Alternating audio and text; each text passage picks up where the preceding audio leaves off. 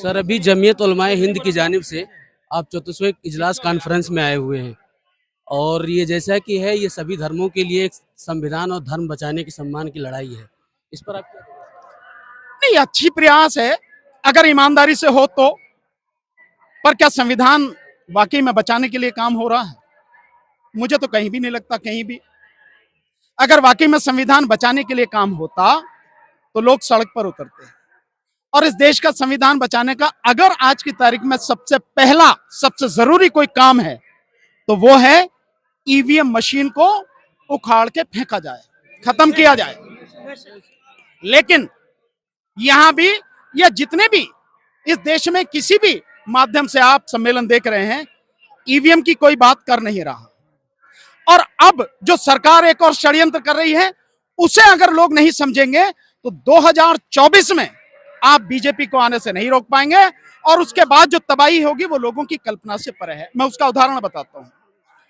Election commission की तरफ से अभी इसी जनवरी के महीने में इलेक्ट्रॉनिक जो वोटिंग मशीन है ईवीएम, वो रिमोट कंट्रोल से चलने वाली वोटिंग मशीन लाई जा रही है।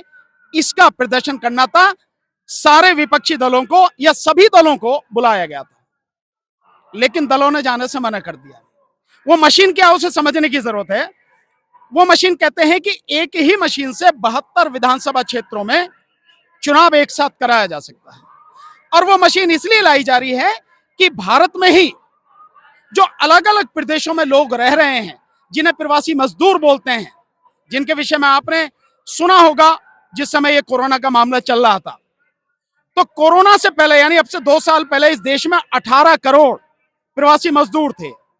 लेकिन इन 2 सालों में 12 करोड़ लोग बेरोजगार हो गए, उनकी नौकरी उनकी रोजी रोटी चली गई, बचे 6 करोड़ लोग।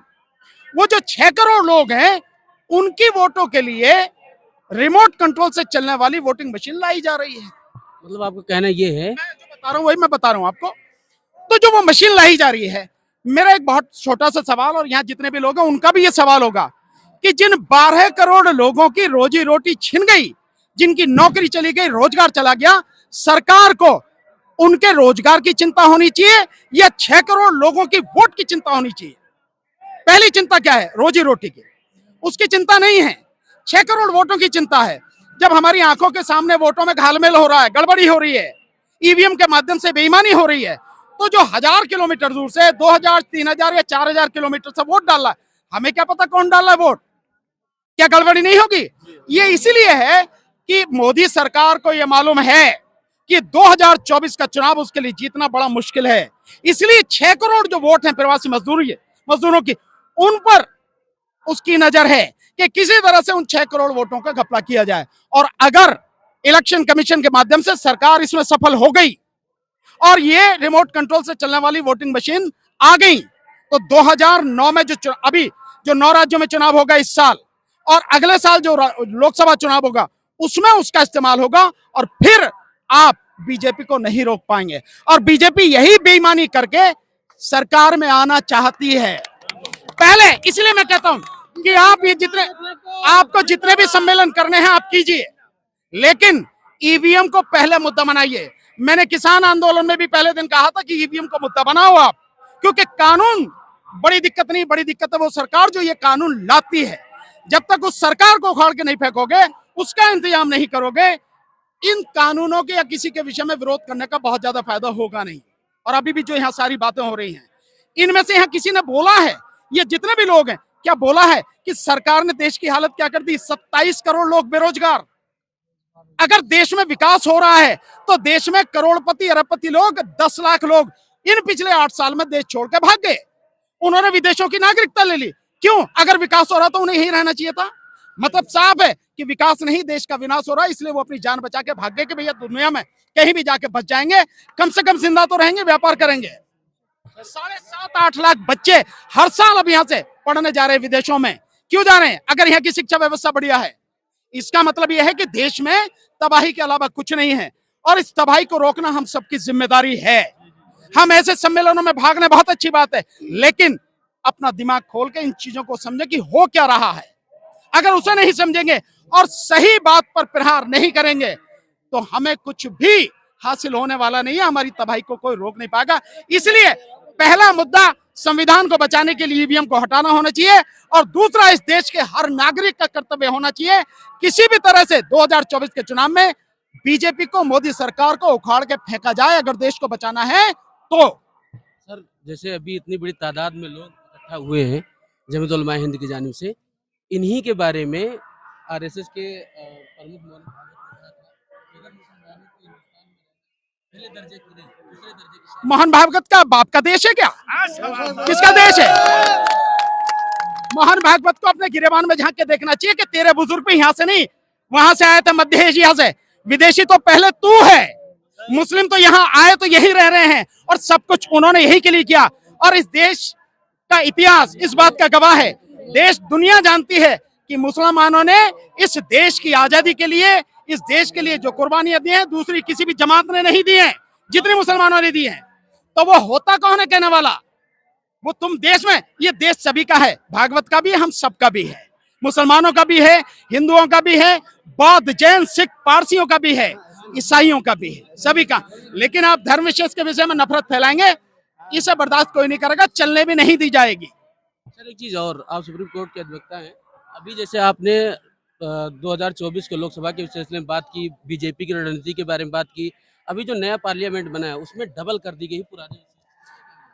वो इस बात के लिए आपको समझने की जरूरत है कि कोई बहुत बड़ा षड्यंत्र चल रहा है, बहुत बड़ी इनकी प्लानिंग है।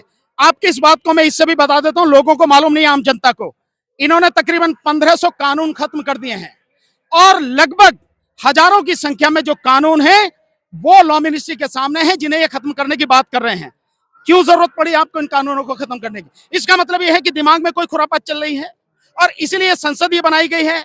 ये सब कुछ जो संसद बनाई गई है, जिस पर 23,000 करोड़ से ज्यादा रुपया खर्च किया गया, इसकी जरूरत नहीं थी। ये 100 करोड़ में हो जाता। जो हमारी वर्तमान पार्लियामेंट है उसी में अगर एक अच्छे इंटीरियर डेकोरेटर उसको बुला के आप सारी चीजें करते तो 100 करोड़ में वो सारा काम हो जाता, जिसके लिए 23,000 करोड़ रुपए खर्च किए गए।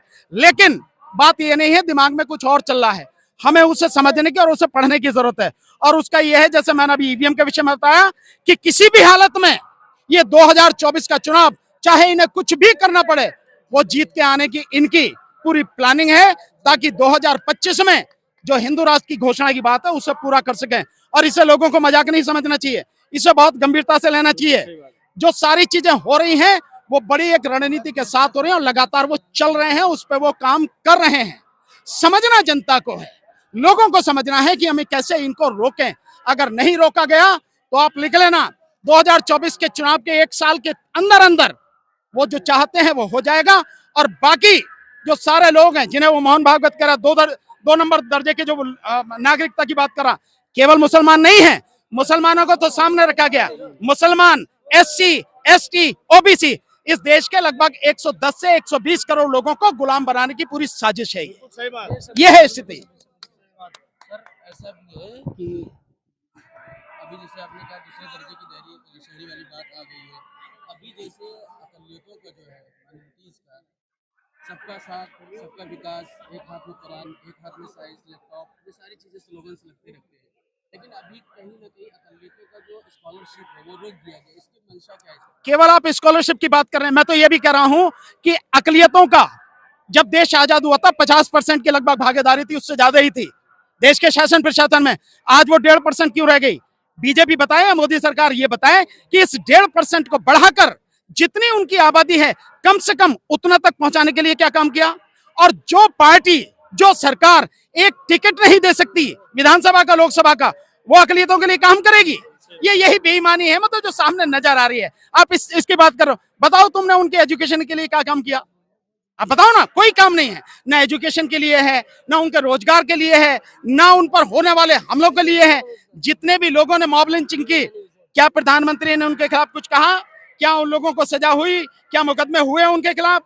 जब उन्हीं के मंत्री उनके गले में माला का हार पहना रहे हैं, माला पहना रहे हैं फूलों की, देन आपकी जो कहने की सारी चीजें हैं वो कथनी और करनी में अंतर नजर आता है। सर अभी फिलहाल जो है सुप्रीम कोर्ट के, जिसे बताया सीनियर वकील है, अभी फिलहाल दिल्ली दंगे के सिलसिले में 11 लोग बरी होकर आए हैं।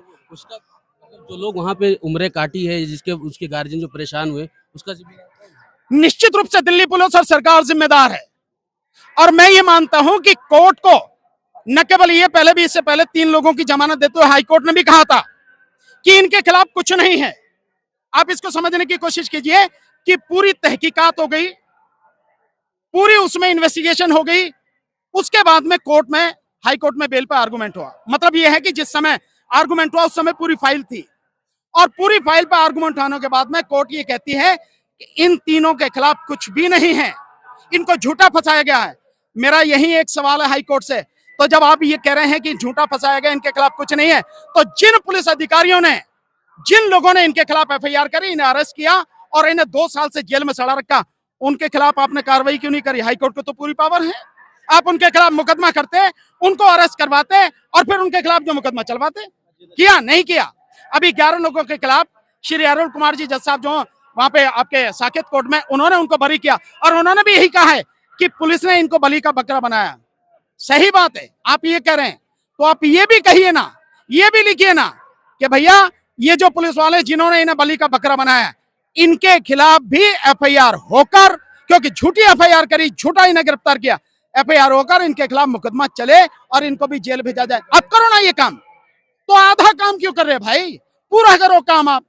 सो मुस्लिमों के प्रति, एससी एसटी के प्रति, ओबीसी के प्रति, ईसाइयों के प्रति, सिखों के प्रति जो इनकी नीति है, वो नीति दोगली नहीं, कई तरह के स्तर पे है। कहेंगे कुछ, करेंगे कुछ, दिखाएंगे कुछ। ये है सर, एनआईएन से बात करने के लिए। जी, अच्छा, okay, thank you, thank you.